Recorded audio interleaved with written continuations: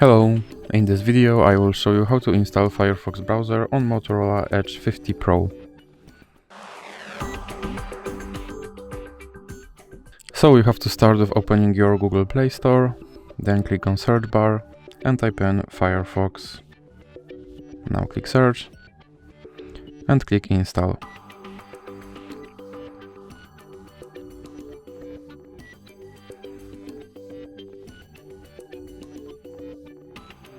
Now you have to click open, and here you can set this browser as your default browser, or you can click not now.